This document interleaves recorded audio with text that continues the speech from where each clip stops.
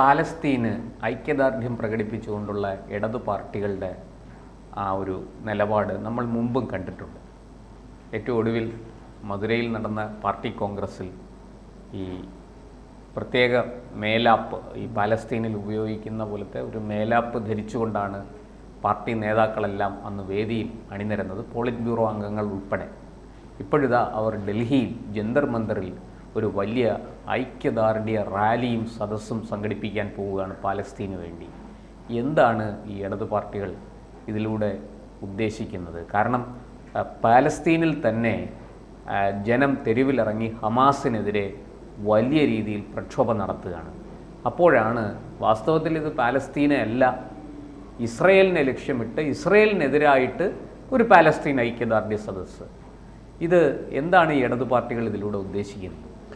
നമുക്കറിയാവുന്നതാണ്, 2004 സമയത്ത് CPM മാത്രം 43 സീറ്റ്, ബാക്കിയുള്ള പാർട്ടികൾക്കെല്ലാം കൂടി ഒരു 60-70 സീറ്റ് ടോട്ടൽ. കാരണം UPA സർക്കാരിനെ നിയന്ത്രിക്കുന്നത് പ്രധാന പങ്കുവച്ചത് ഈ പാർട്ടികളാണ്. ആ രീതികളിലുള്ള പാർട്ടിയാണ്. ഇന്ന് CPM MLA-മാരുടെ എണ്ണം വെറും 3 MP-മാരുടെ. ഒന്ന് നമ്മുടെ കേരളം, തമിഴ്നാട്, രാജസ്ഥാൻ. പിന്നീട് CPI-ക്ക് 2 എണ്ണം തമിഴ്നാട്ടിൽ മാത്രം. പിന്നീട് CPML ഉണ്ട്. CPML-ന് ബീഹാറിലൊരു സീറ്റ്. കാരണം ഇവരുടെ ശക്തി കേന്ദ്രങ്ങളായ ബംഗാളായാലും ത്രിപുരയായാലും ഇപ്പോൾ അവർ ഈ ഇടക്കാലത്തൊന്നും ഇനി ഭാവിയിൽ തന്നെ ലഭിക്കാത്ത രീതിയിൽ ആ പാർട്ടി തകർന്നിട്ടുണ്ട്. ഇപ്പോൾ ആ സമയത്തെല്ലാം ഇത്തരം ന്യൂനപക്ഷ പ്രീണനം നടത്തിയാണ് പാർട്ടി ഈ ഗതി വന്നത്. ഇപ്പോൾ CPM എന്ന് പറഞ്ഞ് അല്ലെങ്കിൽ ഇടതു പാർട്ടികൾ എന്ന് പറഞ്ഞ് വിളിക്കുമ്പോൾ ലോക്സഭയിൽ കൈയുയർത്താൻ കുറച്ചു പേരെങ്കിലും, വിരലിൽ എണ്ണാവുന്നവർ എങ്കിലും ഉണ്ടെങ്കിൽ അതുകൂടെ പൂർണ്ണമായി ഇല്ലാതാക്കുന്ന രീതിയിലേക്കാണ് ഇപ്പോൾ ഇവരുടെ നീക്കം ഉണ്ടായിരിക്കുന്നത്. ഇത് തിരിച്ചറിയാൻ എന്തായാലും കേരളത്തിലെ പിണറായി വിജയന് കഴിഞ്ഞിട്ടുണ്ട്. കാരണം കഴിഞ്ഞ ലോക്സഭാ തെരഞ്ഞെടുപ്പ് കാലത്തിന് മുൻപ് നാം കണ്ടതാണ്, ഈ 140 മണ്ഡലങ്ങളിലും ഈ പാലസ്തീൻ അനുകൂലമായുള്ള വലിയ പ്രചരണം ഉണ്ടായിരുന്നു. അന്ന് ഈ കോൺഗ്രസിനെയും അതോടൊപ്പം തന്നെ മുസ്ലിം ലീഗിനെയെല്ലാം കടത്തി വെട്ടിയായിരുന്നു ഇവരുടെ പ്രതികരണം, പ്രേമമുണ്ടായിരുന്നത്. പക്ഷെ ഇപ്പോൾ നാം കാണുന്നത് ഇത്തരം സംഭവങ്ങളെല്ലാം വാളയാർ അതിർത്തി കഴിഞ്ഞിട്ടുള്ള പ്രദേശങ്ങളിൽ മാത്രമാണ് കാണുന്നത്. ചേട്ടൻ ആദ്യം സൂചിപ്പിച്ച് ആ സമ്മേളനം നടന്നത് എവിടെയാണ്? അത് മധുരയിലാണ്. ഇപ്പോൾ പാലസ്തീൻ ഐക്യദാർഢ്യവുമായി ബന്ധപ്പെട്ട് അവർ വലിയ പ്രകടനം നടത്താൻ പോവുകയാണ്. ജൂലൈ 17 ഇത്തരം പ്രചരണം നടത്തുന്നത്. ഞാൻ സൂചിപ്പിച്ചതുപോലെ തന്നെ CPI, CPM, CPIML, RSP, forward block അടക്കമുള്ളവരാണ് ഈ പാലസ്തീൻ അനുകൂല പ്രചരണം നടത്താൻ വേണ്ടിയുള്ള നീക്കങ്ങൾ നടത്തുന്നത്. അതോടൊപ്പം തന്നെ നമുക്കറിയാം, ഇപ്പോൾ MA ബേബി വന്നപ്പോൾ കൂടുതൽ വലിയ വലിയ പ്രഖ്യാപനങ്ങളുമായാണ് MA ബേബി പോകുന്നത്. ട്രംപിനെ വെല്ലുവിളിക്കുന്നു, നരേന്ദ്രമോദിയെ വെല്ലുവിളിക്കുന്നു. നരേന്ദ്രമോദിക്ക് ഇടക്കാലത്ത് തന്നെ മുന്നറിയിപ്പ് നൽകുകയാണ്, നിങ്ങൾ ഇസ്രയേലുമായി ബന്ധപ്പെട്ട് എല്ലാ ബന്ധങ്ങളും വിച്ഛേദിച്ചില്ലെങ്കിൽ വലിയ പ്രതിഷേധം കാണേണ്ടി വരുമെന്ന് മുന്നറിയിപ്പ് നൽകുന്നു. ആ മുന്നറിയിപ്പിന്റെ ഭാഗമായാണ് ഇപ്പോൾ ജൂൺ 17 വലിയ രീതിയിൽ ഡൽഹിയെ പിടിച്ചുകുലുക്കാൻ പോകുന്നത്. ചിലപ്പോൾ ആ 17 ആ പ്രകടനം കഴിഞ്ഞതിന് പിന്നാലെ 18 തന്നെ നരേന്ദ്രമോദി രാജിവെക്കുമോ എന്നും നാം സംശയിക്കേണ്ടിയിരിക്കുന്നു. കാരണം ഇപ്പോഴുള്ള ദേശീയ സെക്രട്ടറി MA ബേബിയാണല്ലോ, അദ്ദേഹത്തിന്റെ മുന്നറിയിപ്പ് കൂടി ഇത് നാം നേരത്തെ അദ്ദേഹം ഒരു മുന്നറിയിപ്പ് കൊടുത്ത് ട്രംപിനെ വരട്ടിയതാണ്. ട്രംപ് അതോടെയാണ് ഇപ്പോൾ മസ്കുമായി അടിച്ചു പിരിഞ്ഞത്. കാരണം ആ ഭീഷണി, അതിന് സമാനമായ ഭീഷണി തന്നെയാണ് ഇപ്പോഴും പറയുന്നത്. ഇപ്പോൾ പാലസ്തീൻ അവർ 3 ആവശ്യങ്ങളാണ് മുന്നോട്ട് വയ്ക്കുന്നത്. ഒന്ന്, പാലസ്തീനുമായുള്ള ഇന്ത്യയുടെ ചരിത്രപരമായ നിലപാടിൽ കേന്ദ്ര സർക്കാർ ഉറച്ചു നിൽക്കണം എന്ന് പറയുമ്പോൾ ഇപ്പോൾ കേന്ദ്ര സർക്കാർ കൂടുതൽ ഇസ്രയേലുമായി ബന്ധപ്പെട്ടാണല്ലോ കൂടുതൽ മുന്നോട്ട് പോകുന്നത്. കാരണം ഒരു പ്രതിസന്ധി ഉണ്ടാകുമ്പോഴും ഒരു സംഘർഷം ഉണ്ടാകുമ്പോഴും നമുക്കൊരു സ്ഫോടനം ഉണ്ടാകുമ്പോഴും കണ്ണുമടച്ച് നമ്മളെ സഹായിക്കാൻ വരുന്ന ഒരു രാഷ്ട്രമാണ് ഇസ്രായേൽ. ഒരു സ്ഫോടനം, മുംബൈ സ്ഫോടന സമയത്തെല്ലാം അറിയാം, വലിയ രീതിയിൽ. മുംബൈ ഭീകരാക്രമണം നടന്നപ്പോഴൊക്കെ അവരുടെ സഹായം, കാർഗിൽ യുദ്ധസമയത്തൊക്കെ അവരുടെ സഹായം വളരെ വലുതായിരുന്നു. അവർ നൽകിയ ചില ഉപകരണങ്ങൾ കൊണ്ടാണ് നമ്മൾ ഈ കാർഗിൽ യുദ്ധം ജയിച്ചത് എന്ന് പോലും പറയപ്പെടുന്നുണ്ട്. ആ രീതിയിലാണ് എന്തായാലും ചേട്ടൻ സൂചിപ്പിച്ചതുപോലെ. അതോടൊപ്പം തന്നെ മറ്റൊരു കാര്യമുണ്ട്, ഇസ്രയേൽ സർക്കാരിൻ്റെ വംശഹത്യാ നടപടികളിൽ അപലപിക്കുക, സ്വതന്ത്ര രാഷ്ട്രമാകാനുള്ള പാലസ്തീൻ്റെ ഒപ്പം നിൽക്കുക എന്നിവയാണ് അവർ ഉന്നയിക്കുന്നത്. പക്ഷേ അവർ ഈ പ്രചരണം നടത്തുമ്പോൾ ഈ ഹമാസ് പിടികൂടിയ ആ ബന്ദികളെ കൂടി വിട്ടു നൽകണമെന്ന് ആവശ്യപ്പെട്ടും കൂടി ഒരു പ്രചരണം നടത്തണമെന്നാണ് ആവശ്യം. കാരണം ഇസ്രയേല് 2023 ഒക്ടോബർ 7 അവിടെ നടത്തിയ ഒരു സംഗീത നിശ, അതിൽ പങ്കെടുത്തുകൊണ്ടിരുന്ന ആൾക്കാരെ, നിരപരാധികളായ സ്ത്രീകളും കുട്ടികളും അടക്കമുള്ളവരെയാണ് പിടിച്ചു വലിച്ചുകൊണ്ട് പോയി ബന്ദികളാക്കിയത്. അതിൽ പലരെയും അവർ കൊന്നു, ചിലരെയൊക്കെ വിട്ടയച്ചു, ഇനിയും പലരെയും വിട്ടയക്കാനുണ്ട്. എന്തുകൊണ്ട്? അവിടെയാണ് ഈ CPM പറയുന്ന മനുഷ്യാവകാശം ഏകപക്ഷീയമാണ്. അത് എല്ലാവരെയും ഉൾക്കൊള്ളുന്നതല്ല. ഇസ്രയേലിന് മനുഷ്യാവകാശം വേണ്ട. അതുപോലെ തന്നെ അതേസമയം പാലസ്തീൻ എന്ത് കൊടും ക്രൂരത ചെയ്താലും അതിന് സമാനമായ രീതിയിൽ തന്നെ പെഹൽഗാമിൽ കണ്ടല്ലോ. ഈ പെഹൽഗാമിൽ 26 പേർ മരണപ്പെട്ടപ്പോൾ അവർക്ക് മനുഷ്യാവകാശം പാടില്ല, പക്ഷെ അവരെ സഹായിച്ച ഭീകരവാദികളുടെ വീടുകൾ തകർത്തപ്പോൾ അവിടെ മനുഷ്യാവകാശ പ്രശ്നം വലിയ രീതിയിൽ ഉന്നയിക്കുകയാണ്.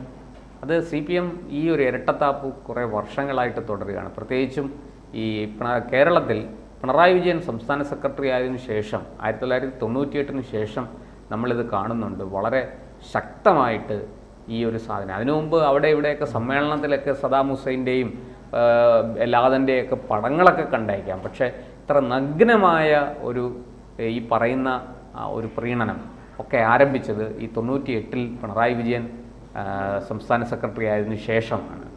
പക്ഷേ കേരളത്തിൽ ഇപ്പോൾ ഒരു ഓമന പേരിട്ട് വിളിച്ചു, ന്യൂനപക്ഷങ്ങളെ മുഖ്യധാരയിലേക്ക് കൊണ്ടുവരാൻ വേണ്ടിയിട്ടാണ് എന്നാണ്. അങ്ങനെ ഒരു ഓമന പേര് അതിന് കൊടുത്തിരുന്നു. പക്ഷേ ഈ ലോക്സഭാ തെരഞ്ഞെടുപ്പിന് പിന്നാലെ ഇവിടെ വലിയ മാറ്റങ്ങളാണ് ഉണ്ടാകുന്നത്. കാരണം ഇപ്പോൾ BJPയേക്കാൾ വലിയ രീതിയിൽ മലപ്പുറത്തിനെതിരെയും മുസ്ലിങ്ങൾക്കെതിരെയും മുസ്ലിം സംഘടനകളായ SDPക്കെതിരെ ജമാഅത്തെ ഇസ്ലാമിക്കെതിരെയും എല്ലാം നിരന്തരം വിമർശനം ഉന്നയിക്കുകയും ഈ നമ്മുടെ കേരളത്തെ ഒരു ഇസ്ലാമിക രാഷ്ട്രമാക്കാനുള്ള തയ്യാറെടുപ്പുകൾ നടത്തുന്നു. അതോടൊപ്പം തന്നെ കേരളത്തിൽ നിന്നും യുവാക്കൾ പാകിസ്ഥാന്റെ അതിർത്തിയിൽ പോയി വെടിയേറ്റ് മരിക്കുന്നു എന്നതെല്ലാം പറയുന്നത് CPM നേതാവായ P ജയരാജനാണ്. അതോടൊപ്പം തന്നെ മലപ്പുറത്താണ് വലിയ രീതിയിലുള്ള സ്വർണ്ണക്കടത്ത് നടത്തുന്നതെന്ന് പറയുന്നത് പിണറായി വിജയനാണ്. അതെ, ആ രീതിയിലേക്കുള്ള ഒരു മാറ്റം എന്തായാലും 2024 ലോക്സഭാ തെരഞ്ഞെടുപ്പിന് ശേഷം ഉണ്ടാകുകയാണ്. വെൽഫെയർ പാർട്ടിയും SDPയും കൂടെ ചേർന്നാണ് പാലക്കാട് ഉപതെരഞ്ഞെടുപ്പിൽ കോൺഗ്രസിനെ ജയിപ്പിച്ചത് എന്ന് പിണറായി വിജയൻ പച്ചയ്ക്കാണ് വിളിച്ചു പറഞ്ഞത്. ഒരു എളുപ്പം ഉണ്ടായില്ല. മുസ്ലിം ലീഗിൻ്റെ പുറകിൽ ഇവർ ഒളിച്ചിരിക്കുകയാണ് എന്നാണ് മുസ്ലിം ലീഗിനെ കൂടെ പ്രതിസ്ഥാനത്ത് നിർത്തിക്കൊണ്ട് പിണറായി വിജയൻ അന്ന് ആരോപിച്ചത്. അങ്ങനെയാണ് ആ രീതിയിലുള്ള വിമർശനം. അതുകൊണ്ടാണ് ഈ കഴിഞ്ഞ ലോക്സഭാ തെരഞ്ഞെടുപ്പിൽ വലിയ തിരിച്ചടി ഉണ്ടായതിനു ശേഷം ഈ ഹമാസ് പ്രേമം കേരളത്തിൽ കുറഞ്ഞിട്ടുണ്ട്. പക്ഷെ വാളയാർ അതിർത്തിക്ക് പുറത്തു പോകുമ്പോൾ വലിയ രീതിയിൽ ഇപ്പോഴും മാറ്റം വന്നിട്ടില്ല. ഇവർ അതെന്താണ് മനസ്സിലാക്കാത്തതെന്ന് ഇപ്പോഴും മനസ്സിലാവുന്നില്ല. കാരണം ഈ ബംഗാളിൽ തന്നെ വലിയ രീതിയിൽ ന്യൂനപക്ഷ പ്രീണനം, അതോടൊപ്പം തന്നെ ഈ തൊഴിലാളികൾക്കെതിരായ അവരുടെ നിരന്തര ആക്രമണം എല്ലാം കൊണ്ടാണ്, ഈ ഫാസിസ്റ്റ് നടപടി കൊണ്ടാണ് ബംഗാളിൽ അവർക്ക് തുടർച്ചയായി തന്നെ അധികാരം നഷ്ടമാവുകയും ആ പാർട്ടി തന്നെ അവിടെ ഉണ്ടോ എന്ന് നിലനിൽപ്പ് തന്നെ ചോദ്യം ചെയ്യപ്പെട്ടുകൊണ്ടിരിക്കുകയാണ്. പാർട്ടി ഓഫീസുകളൊക്കെ ഒന്നുകിൽ തൃണമൂല് കൊണ്ടുപോയി, അല്ലെങ്കിൽ ഇവർ തന്നെ കൊണ്ട് BJPയിലേക്ക് കൊടുത്തു, ഞങ്ങളെ രക്ഷിക്കണം എന്ന് പറഞ്ഞ്. അങ്ങനെ ഈ ബംഗാളിൽ നിന്ന് ഇടതുപക്ഷം അമ്പേ കുറ്റിയേറ്റു പോയിരിക്കുകയാണ്, അല്ലെങ്കിൽ അത് മാഞ്ഞു പോകുന്നത് പോലെ പോയിരിക്കുകയാണ്. അങ്ങനത്തെ ഒരു സാഹചര്യമാണ് ബംഗാളിലുള്ളത്.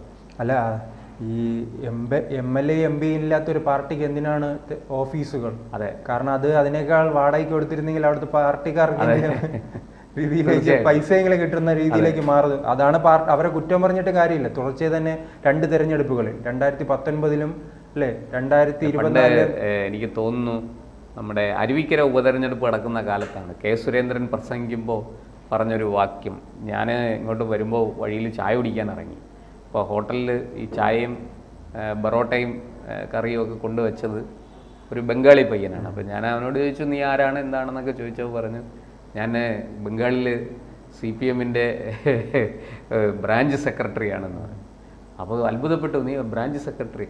വിഷമിക്കേണ്ട, ലോക്കൽ കമ്മിറ്റി സെക്രട്ടറി അകത്ത് നിന്ന് പൊറോട്ട അടിക്കുന്നുണ്ട് എന്ന മറുപടിയാണ് കിട്ടിയതെന്ന് സുരേന്ദ്രൻ അന്ന് ഇങ്ങനെ ഭംഗിന്തരയാണ് പറഞ്ഞിരുന്നു.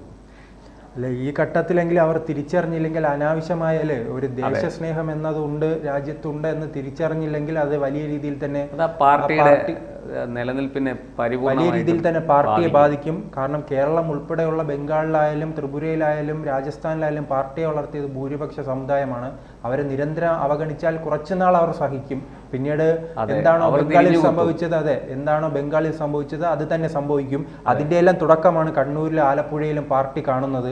ആകെയുള്ള സംസ്ഥാനം കേരളമാണ്. ഈ MA ബേബിയെല്ലാം ഈ ദേശീയ തലത്തിലെല്ലാം പോയി ഇത്തരം പരിപാടികൾ വയ്ക്കുകയാണെങ്കിൽ അത് കേരളത്തെയും ബാധിക്കും. കൂടുതൽ വാർത്തകളും വിശേഷങ്ങളും നിങ്ങളിലേക്ക് എത്താൻ ABC മലയാളം സബ്സ്ക്രൈബ് ചെയ്യുക, ബെൽ ബട്ടണും അമർത്തുക.